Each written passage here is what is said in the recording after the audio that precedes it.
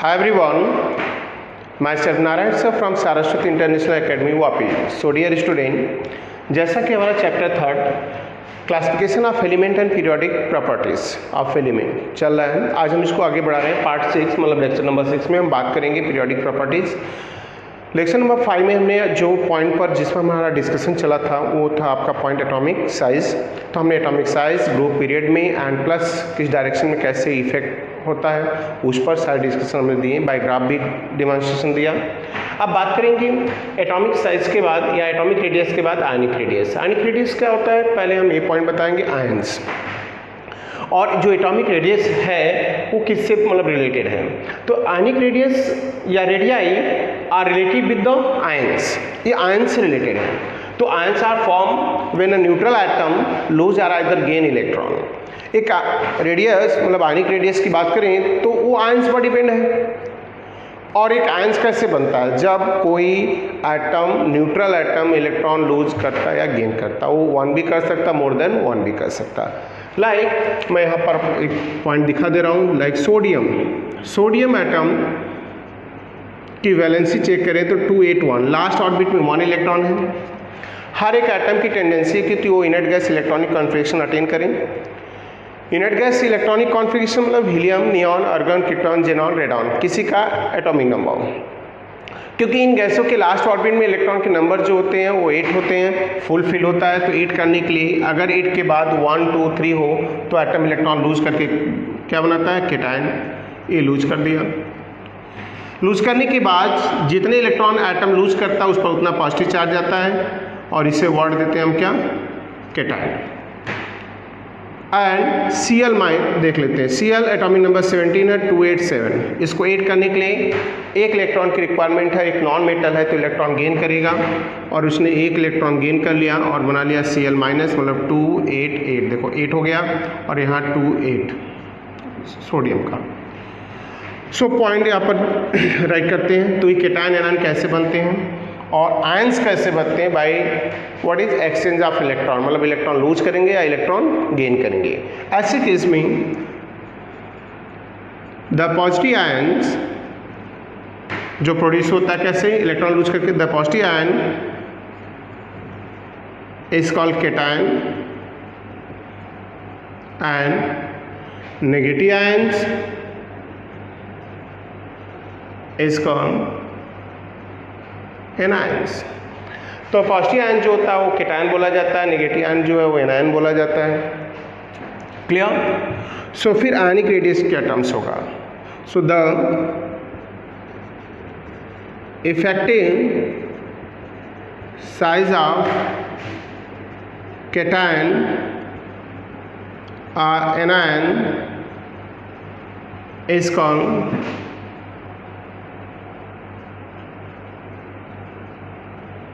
आयनिक radius. जो किसी ion का चाहे वो केटायन हो या एनायन उसका जो साइज होता है वही उसकी आयनिक रेडियस कंसीडर की जाती है. सो रियल पॉइंट पे ज़्यादा definition Phing the distance of outer most shell electron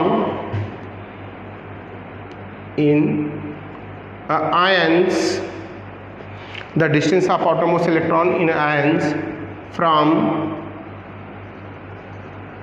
nucleus is called ionic radius. is called ionic radius. Like अगर हम बात करें लिथियम की तो लिथियम यहाँ पर पॉइंट देखा जाए अगर मैं एंगस्ट्रॉम में इस वैल्यू राइट करूँ तो लिथियम की एटॉमिक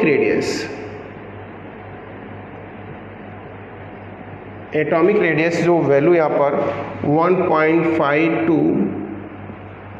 एंगस्ट्रॉम और आइदर 152 पिकोमीटर. इसका मीनिंग ये हो गया कि ये न्यूक्लियस है, ये फर्स्ट ऑर्बिट है, ये सेकेंड ऑर्बिट. पहले में 2 इलेक्ट्रॉन दूसरे में 1. यहाँ से यहाँ ये डिस्टेंस है कितना 152 पिकोमीटर. बट जब लिथियम एक आयंस बना लेगा तो 1 इलेक्ट्रॉन लूज कर देगा क्योंकि इसका 2 and 1 इनर्ट गैस हीलियम का EC अटेंड करने के लिए स्टूडेंट 1 इलेक्ट्रॉन लूज करेगा, लिथियम प्लस बनेगा।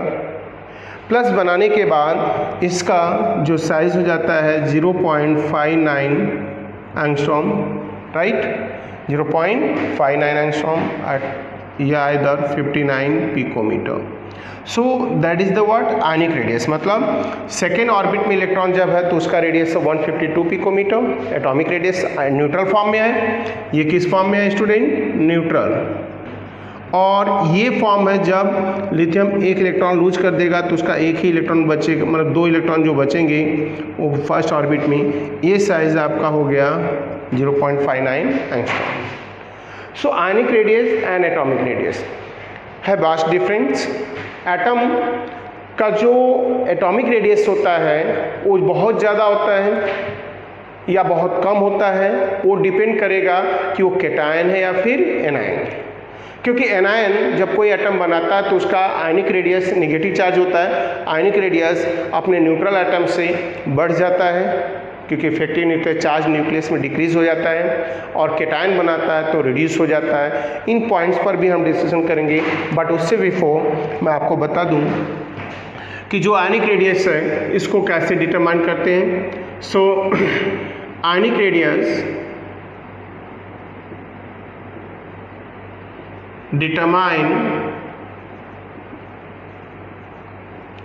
determined by X-rays diffraction, X-rays diffraction और स्पेक्ट्रोस्कोपिक मेथड्स। तो ये पॉइंट्स हो गया। इसके अबाउट जाएं तो हम बात करेंगे कैसे, जैसे हम एटॉमिक रेडियस को डिटरमाइन करते हैं वैसे आयनिक रेडियस को भी डिटरमाइन करते हैं, एक्स-रे डिफ्रैक्शन और स्पेक्ट्रोस्कोपिक मेथड्स। क्लियर? सो इन पॉइंट पर हम डिस्कशन करेंगे। नेक्स्ट पॉइंट की बात करूं तो अब 1 by 1 पॉइंट्स को स्टडी करेंगे।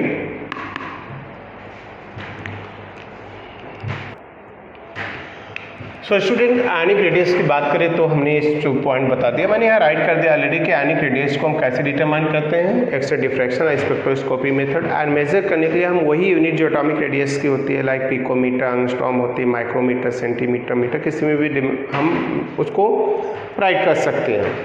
अब in compare to atomic radius से थोड़ा कर सकते हैं कि छोटे पॉइंट्स हैं, तो एक पॉइंट इससे यहाँ पर जो इंपॉर्टेंट लाइन है जिन्हें हमें केयर करना पड़ेगा कि atomic radius of cation is smaller than it's neutral atom. क्या रीज़न क्या है? The atomic radius of cation is smaller than neutral atom. तो रीज़न क्या है? सो द साइज या ionic radii of cation is smaller than its neutral atom because cation has more effective nuclear charge than neutral atom। Neutral atom के compare में जो cation होता है, right, वो कैटायन क्या रखता है? High effective nuclear charge. जैसे से कैटायन का इलेक्ट्रॉन निकलना, एक एटम में इलेक्ट्रिकली न्यूट्रल क्यों होता है? क्योंकि इलेक्ट्रॉन और प्रोटॉन के नंबर सेम होते हैं। इलेक्ट्रॉन नेगेटिव चार्ज है, प्रोटॉन पॉजिटिव चार्ज है। जब इलेक्ट्रॉन निकल गया तो उसके रेस्पेक्ट में प्रोटॉन का चार्ज बढ़ गया, प्रोटॉन के नंबर बढ़ गए, तो पॉजिटिव चार्ज बढ़ रहा है। और जैसे जैसे प्रोटॉन न्यूक्लियस में बढ़ता जाएगा, इलेक्ट्रॉन कम होता जाएगा, attraction force between last orbit electron and nucleus क्या होगा? स्ट्रांग होता जाएगा, और दैट्स क्लियर है जैसे जैसे स्ट्रांग होता जाएगा मतलब वही इफेक्टिव न्यूक्लियर चार्ज बढ़ रहा है तो साइज रिड्यूस होगा। एज एग्जांपल देखेंगे हम सोडियम। सोडियम 186 पिकोमीटर है बट केटायन की डिस्टेंस 99 पिकोमीटर है, क्योंकि अब यहाँ सोडियम में 11 प्रोटॉन 11 इलेक्ट्रॉन है बट यहाँ 11 प्रोटॉन है बट इलेक्ट्रॉन 10 हो गया। वही सेम केस यहाँ देखेंगे, मैग्नीशियम में 12 प्रोटॉन है 12 इलेक्ट्रॉन है, न्यूट्रल है। यहाँ 2 इलेक्ट्रॉन लूज कर दिया, प्रोटॉन हो गए 12 और इलेक्ट्रॉन हो गए 10। मतलब अब मैग्नीशियम के ऑर्बिट में 10 इलेक्ट्रॉन को 12 न्यूट्रॉन अट्रैक्ट कर रहे हैं, मीन्स पॉजिटिव चार्ज बढ़ गया, सो साइज क्या हो गया, रिड्यूस हो गया। Second point, the ionic radius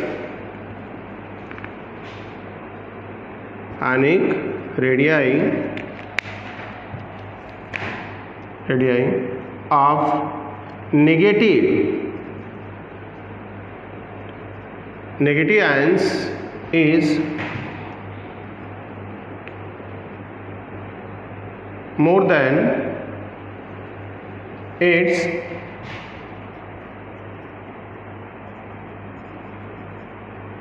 neutral atom।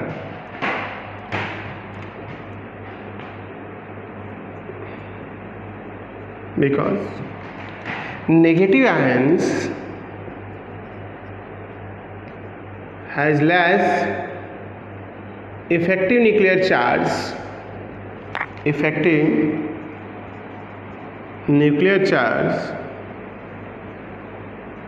than atoms, neutral atoms। as example fluorine का एटॉमिक साइज होता है 72 पिकोमीटर, बट फ्लोरीन जब एक इलेक्ट्रॉन गेन करता है, क्योंकि इसका एटॉमिक नंबर 9 है, लास्ट ऑर्बिट 7 इलेक्ट्रॉन है स्टूडेंट, तो ये 1 इलेक्ट्रॉन गेन करता है, F- बनाता है। अब आप समझ सकते हैं कि फ्लोरीन में 9 प्रोटॉन 9 इलेक्ट्रॉन थे, एक इलेक्ट्रॉन गेन कर लिया तो इलेक्ट्रॉन के नंबर बढ़ गए। जब किसी भी एटम में इलेक्ट्रॉन का नंबर प्रोटॉन से ज़्यादा हो तो इफेक्टिव न्यूक्लियर चार्ज डिक्रीज हो जाता है, attraction force between last orbit electron decrease हो जाता है, इसलिए साइज क्या होगा, बढ़ जाएगा। तो फ्लोरीन का अब साइज हो गया 136 picometer, that is much more. Same way अगर हम देखें क्लोरीन का जो एटॉमिक साइज होता है मतलब यहाँ पर 99 पिकोमीटर, लेकिन जब क्लोरीन भी एक इलेक्ट्रॉन गेन करके Cl- आयन बना ले रहा है तो साइज इसका इंक्रीज होकर 181 पिकोमीटर हो जा रहा है। सो दैट्स क्लियर है, एक नेगेटिव आयन का साइज अपने ही न्यूट्रल एटम से बड़ा होता है, क्योंकि इसमें इफेक्टिव न्यूक्लियर चार्ज क्या होता है, डिक्रीज हो जाता है। अगले पॉइंट की बात करेंगे, ionic radius of isoelectric ions. अगला पॉइंट है हमारा third, that is very very important, ionic radius of iso electronic ions. अगर हम इसकी बात करें आइसो इलेक्ट्रॉनिक आयंस की, तो आइसो इलेक्ट्रॉनिक आयंस जो होता है इसके साइज की बात करूं मैं, सो इसमें जो केटायन होता है in case of iso electronic, in case of iso electronic ions, cation that having maximum positive charge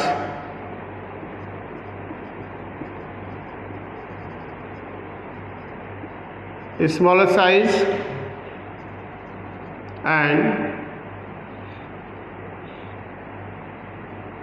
negative ion has more charge या negative charge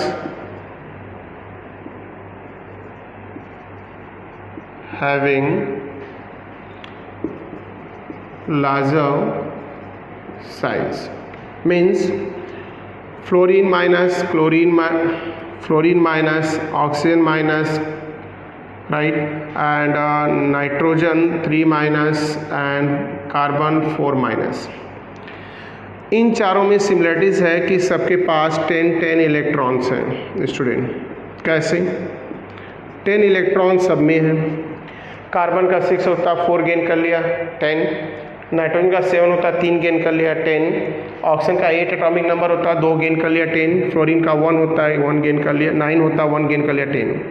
तो अभी आपने स्टेटमेंट जो लिखा है कि जिस नेगेटिव आयन पर मैक्सिमम नेगेटिव चार्ज होगा उसका साइज बड़ा होगा तो आयनिक रेडियस कार्बन की ज़्यादा होगी। क्लियर? यही एग्जांपल मैं केटायन पर अप्लाई करूं, Na+, Mg2+, Al3+, तो इनको देखें तो इनके पास भी 11 था 1 लूज किया 10, 12 था 2 लूज किया 10, 13 था 3 लूज किया 10, राइट। तो यहाँ पर ऐसे ही पॉइंट देखें, या सिलिकॉन था 4+, 14 था 4 लूज कर दिया 10, तो साइज़ क्या होगा?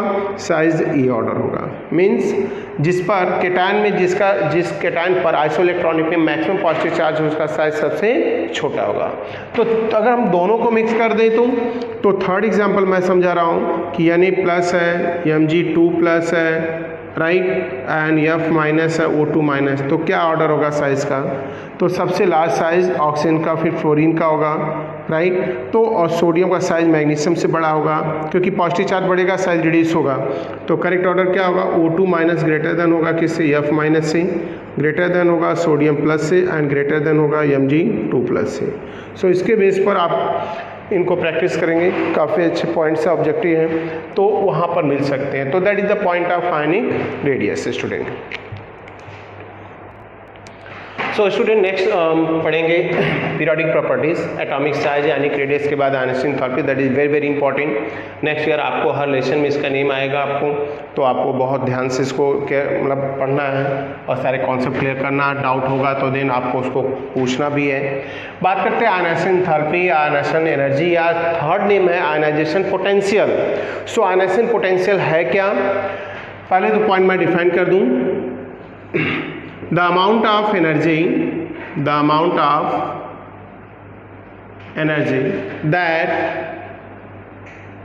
required to remove 1 mole electron from any neutral,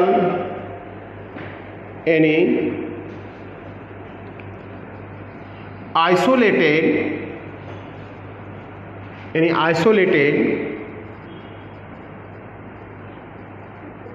gaseous atom is called ionization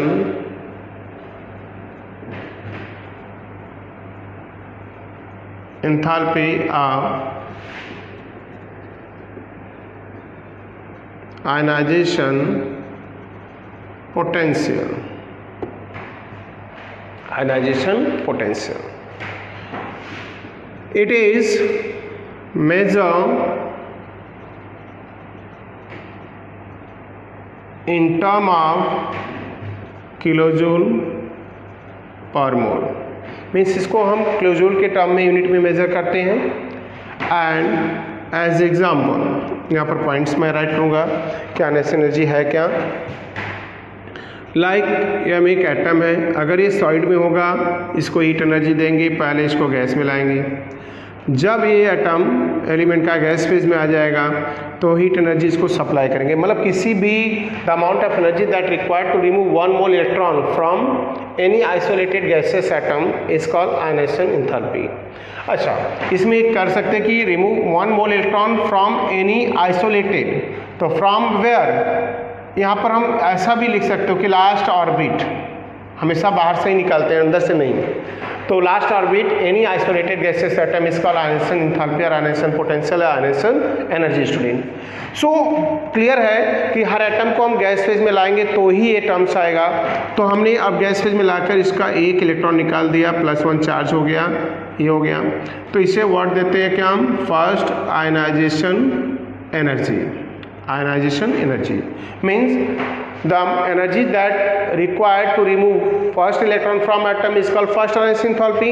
Same है ना।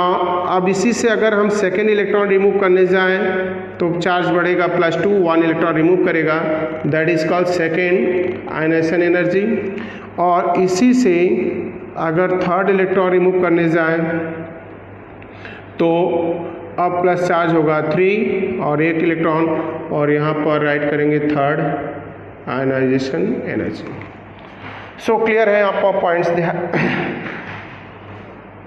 सो energy that required to remove first electron from atom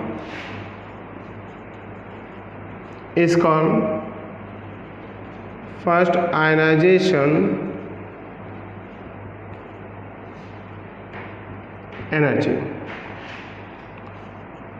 So for second and third, तो इन शॉर्ट में right कर दे रहा हूँ, for second electron is called second ionization enthalpy, second ionization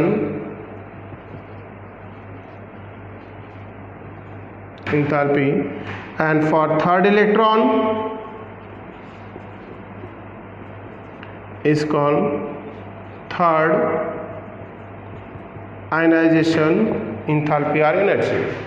सो अगर एक ही एटम से हम back to back 3 electron remove करें तो उन्हें वर्ड देते हैं first ionization enthalpy, second ionization enthalpy and third ionization enthalpy. As example मैं एक यहाँ पर राइट भी कर दे रहा हूँ, मैं एज एग्जांपल लिथियम ले रहा हूँ। लिथियम को गैसेस फेज में आने के बाद जब इलेक्ट्रॉन ये लूज करता तो +1 और delta H that is enthalpy positive means endothermic reaction, हमें इलेक्ट्रॉन बाहर करने के लिए एनर्जी क्या करनी पड़ेगी, सप्लाई।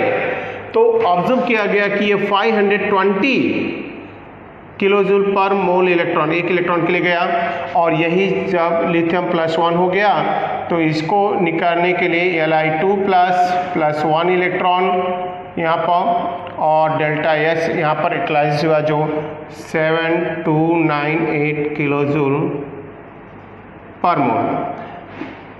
Li2 प्लस से 3 प्लस हो गया, 1 इलेक्ट्रॉन फर्दर हमने रिमूव करा यहाँ से डेल्टा एच, और जो एनर्जी रिक्वायर्ड हुई वो 11,815 किलोजूल पर मोल। सो इससे स्टूडेंट एक चीज़ तो और क्लियर हो गई, एक ही एटम में अगर हम 3 आयनाइजेशन एंथैल्पी 4 टाइम या 5 टाइम में फाइंड आउट करें तो the value of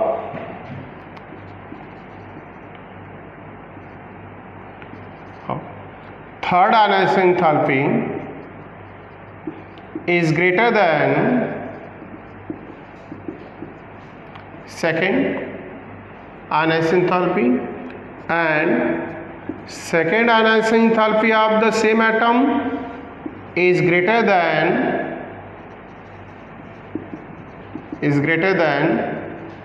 first ionization enthalpy of same atom. That's all.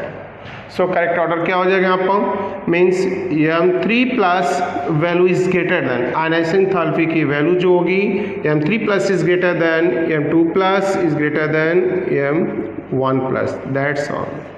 सो ये पॉइंट हो गया about the ionization enthalpy.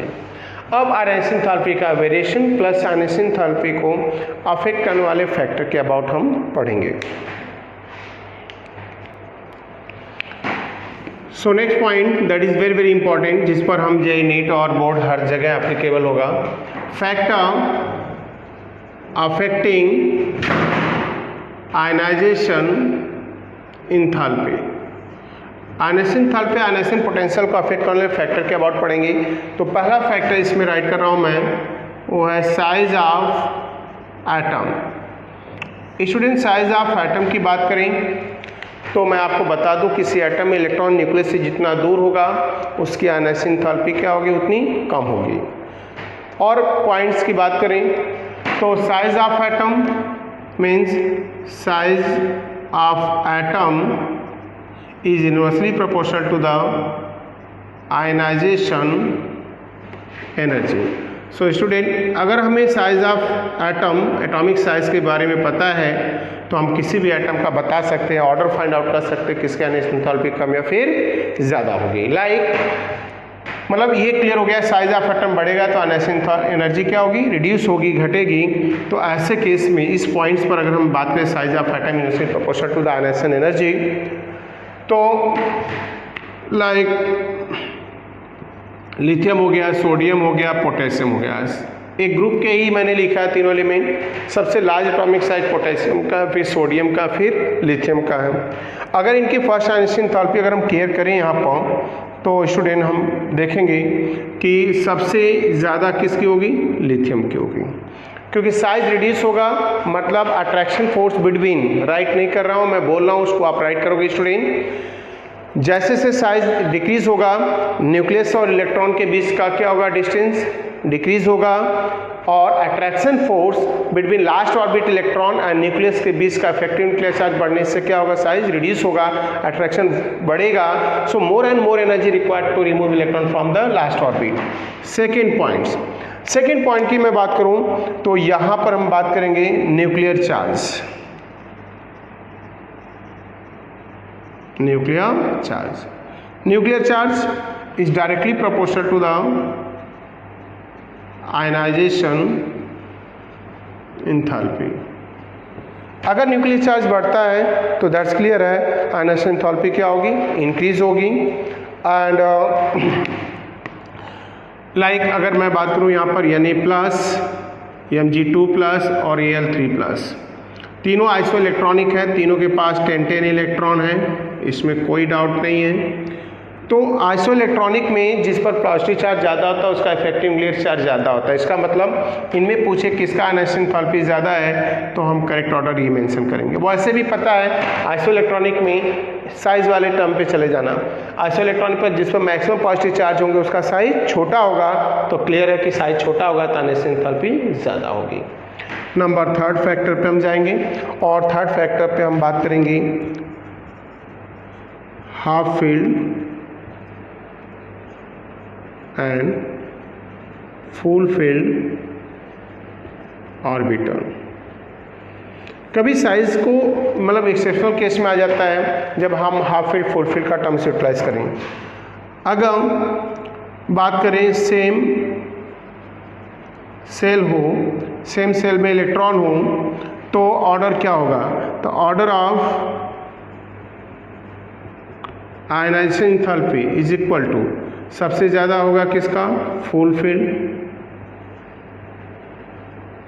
Greater than half filled, greater than partial field.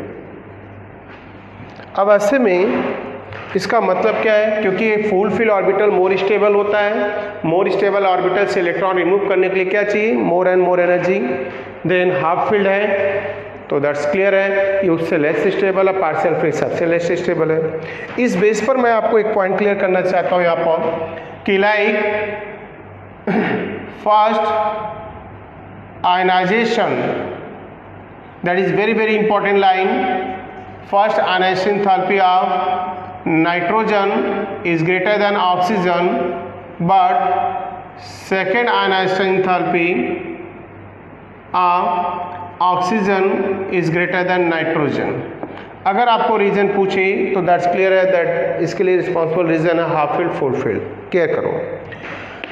हम बात करते हैं इलेक्ट्रॉनिक कॉन्फिगरेशन। ऑक्सीजन का एटॉमिक नंबर 8 है स्टूडेंट, 1s2 2s2 2p, यहाँ पर बात करेंगे 4। p में जैसा मैं पहले इस चैप्टर 2 में बता चुका हूँ कि 3 ऑर्बिटल है, 4 इलेक्ट्रॉन हंस रूल से भरोगे तो पहले एक एक और फिर एक बचा फोर्थ, तो पेयरिंग हो गई। ये टर्म्स है आपका कौन सा, पार्शियल फील्ड।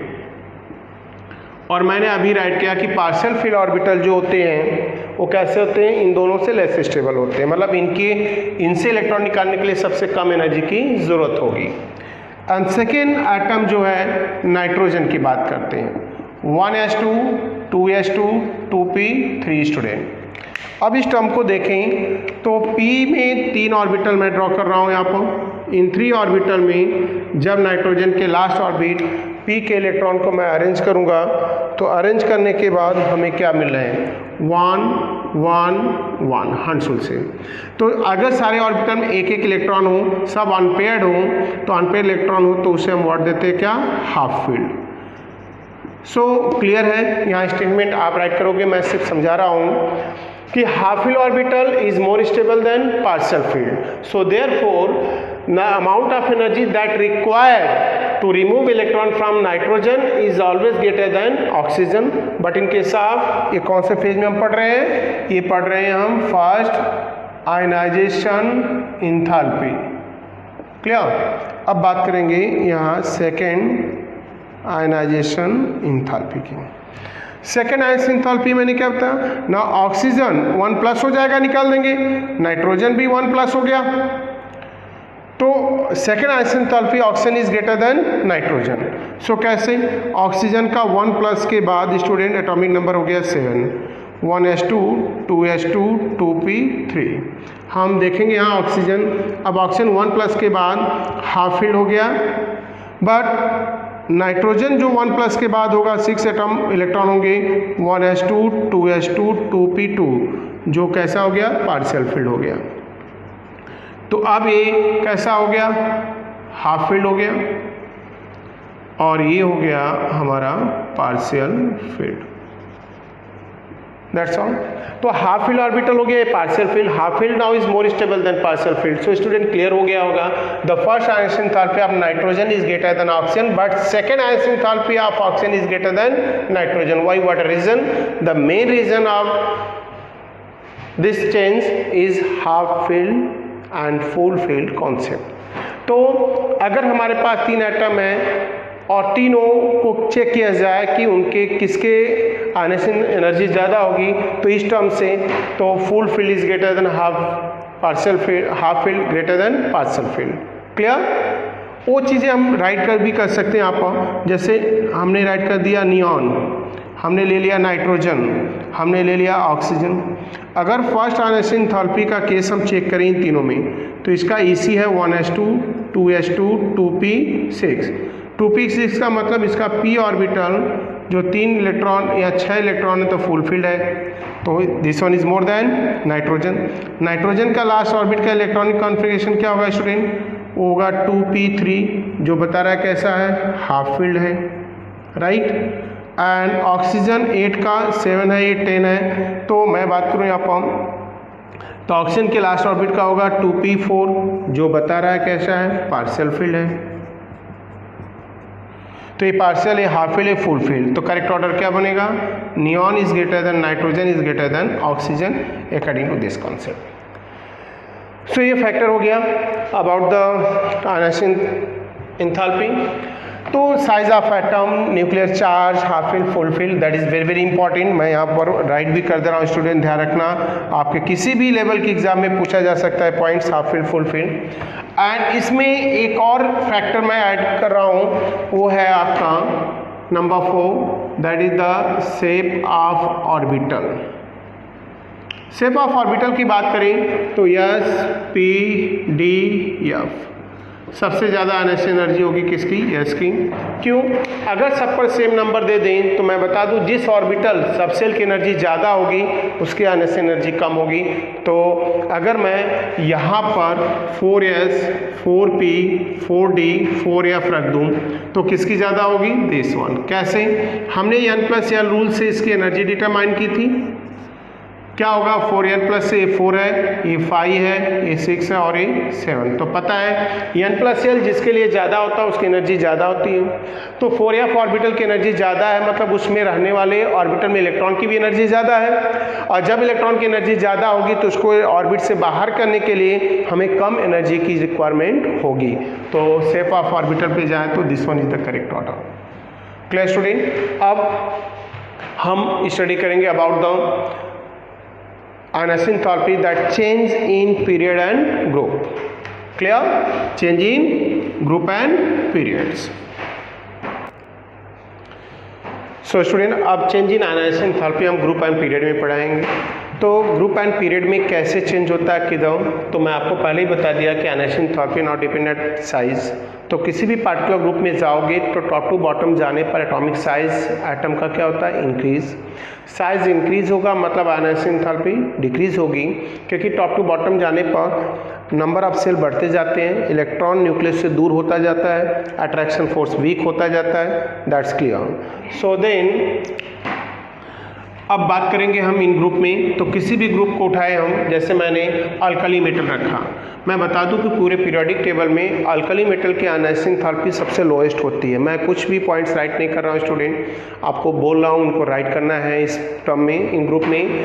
तो analysis enthalpy of alkali metal in periodic table is lowest and the analysis enthalpy of inert gas is highest, क्योंकि इनर्ट गैस फुल फील्ड है, लास्ट ऑर्बिट हाईली स्टेबल है, और alkali metal largest atomic size है, इसलिए उनमें attraction force week है, that's clear है। तो इन पॉइंट्स पर हम ये पॉइंट बता दें कि एक पार्टिकुलर ग्रुप में analysis enthalpy always decrease with increase in atomic number and atomic size. ये सारे पॉइंट्स आप राइट करेंगे, बाकी डिमॉन्स्ट्रेशन में दिखा रहा हूँ आपको। एज एग्जाम्पल हमने ग्रुप 1 को ले लिया, फर्स्ट है दैट इज अल्कली मेटल, जिनका सबसे लोएस्ट होता है पीरियोडिक टेबल में। टॉप पर लिथियम है, उसके नीचे सोडियम, उसके नीचे पोटेशियम, रुबिडियम एंड सीजियम। ये हमने एटॉमिक नंबर डिटेक्ट कर दिया और ये इनका एनालिसिस एंथैल्पी। लिथियम का एटॉमिक नंबर अगर बात करें तो थर्ड यहाँ पर देखा जाए 3 होता है, तो थर्ड लाइन 20 लाइन का हम गैप रख रहे हैं, 20 लाइन का, 28 नंबर का। तो 1 2 3 मैं यहाँ पर ये डिटेक्ट करूँगा लिथियम को। सोडियम को डिटेक्ट करूंगा क्या, अगर ये यहाँ 3 है तो 4 5 सेंटर में, सेंटर से थोड़ा 1 पॉइंट ये आपका सोडियम हो जाएगा। फिर पोटेशियम का 19 है तो यहाँ पर जस्ट आएगा, एंड पोटेशियम के बाद रुबिडियम 37 है तो 40 के क्लोज आएगा, एंड सीजियम की बात करें यहाँ पर तो 55, तो दैट्स क्लियर है अप्रॉक्स यहाँ पर आएगा। सो इन दिस वे अब इनके पोजीशन हमने डिटेक्ट कर दिया कि सोडियम ये सब होंगे कहाँ एटॉमिक नंबर के अकॉर्डिंग। तो and then analysis enthalpy lithium 520, तो 520 की बात करूँ मैं तो 520 कहाँ होगा, जस्ट 500 एंड 550 के बीच में होगा। तो मैं एटॉमिक नंबर के अकॉर्डिंग इसकी लोकेशन डिटेक्ट कर रहा हूँ, ये रहा लिथियम का, क्लियर, ये रहा लिथियम का। 496 below the 500 and atomic number के टर्म्स में ही जाएंगे हम, तो 496 मतलब यहाँ पर 500 से लेस हो गया, clear. And then after sodium potassium 419 बता रहा है, मतलब अगर बात करें तो 419 होगा अबव द 400, एटॉमिक नंबर है 19, तो इस टर्म में जाएंगे तो 419 आपका यहाँ पर अप्रॉक्स आएगा। एंड देन फिर जाएंगे 403 रुबिडियम, 403 मतलब ये आपका पॉइंट्स अप्रॉक्स यहाँ आएगा। एंड सीजियम 374 मतलब इस लाइन में आप जाएंगे तो अप्रॉक्स यहाँ आएगा। अगर हम इन लाइन को मर्ज कर दें और राइट कर दूं मैं, ये लिथियम है, ये सोडियम है, ये पोटेशियम है, ये रुबिडियम है और ये सीजियम। ये 4-5 एलिमेंट एक ही ग्रुप में हैं। जब हम टॉप टू कहाँ जा रहे हैं, बॉटम मतलब नीचे जा रहे हैं, तो साइज इंक्रीज हो रहा है और एनालिसिस एंथैल्पी क्या हो रही है, डिक्रीज हो रही है। सो दैट्स क्लियर है यहाँ पर कि analysis enthalpy of the atom of element in a particular group now decrease with increase in atomic size। And next point ये स्टडी करेंगे इन पीरियड्स। तो पीरियड में जाए तो हमने सेकेंड पीरियड को उठाया यहाँ पर, और सेकेंड पीरियड के पॉइंट्स में जाए तो आयनाइजेशन एंथैल्पी का क्या टर्म होगा इन अ पार्टिकुलर पीरियड।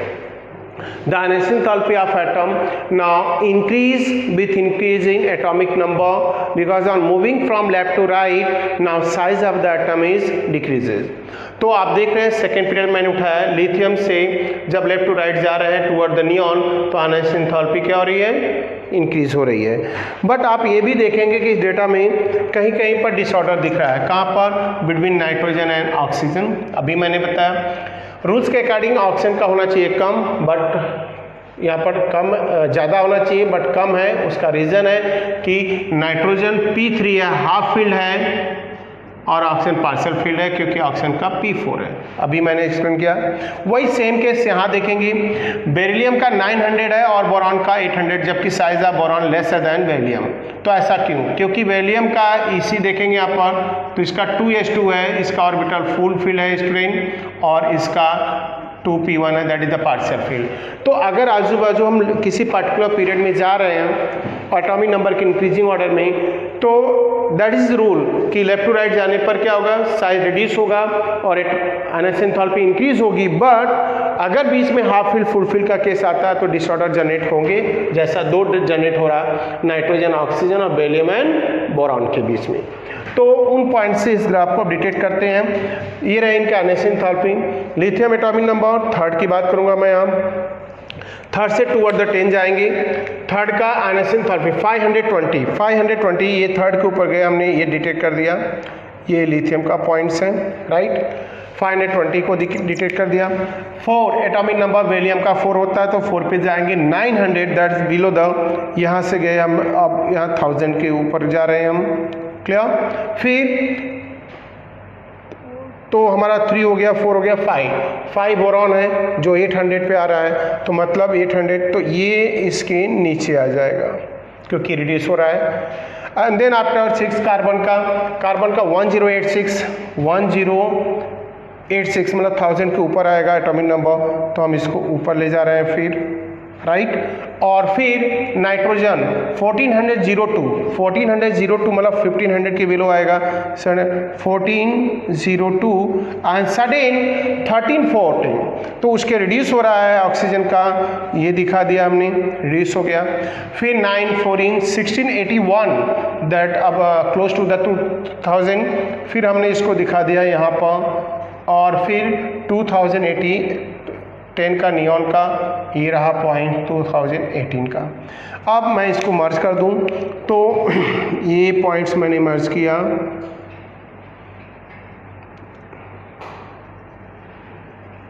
तो ये नियॉन हो गया, ये फ्लोरीन हो गया, ये ऑक्सीजन हो गया, राइट, ये ऑक्सीजन, ये नाइट्रोजन, एक कार्बन हो गया, और ये बोरॉन हो गया, ये बेरिलियम हो गया, दैट्स ऑल।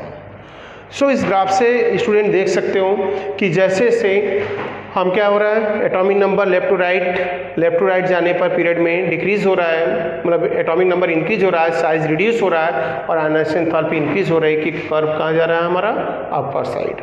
तो ये बता रहे हैं कि ग्रुप और पीरियड में आयनाइजेशन एंथैल्पी किस टर्म में चेंज होती है।